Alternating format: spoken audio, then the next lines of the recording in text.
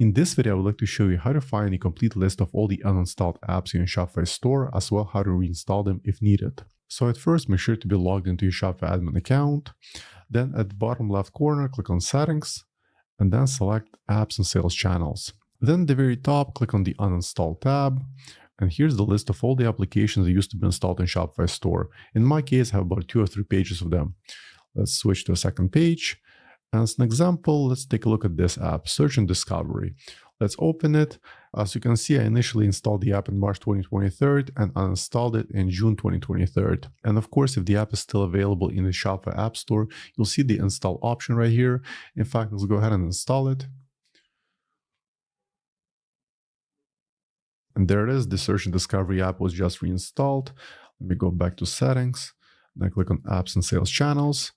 And of course, if I reopen the app once again, you'll see that it will reflect in the app history that was reinstalled today.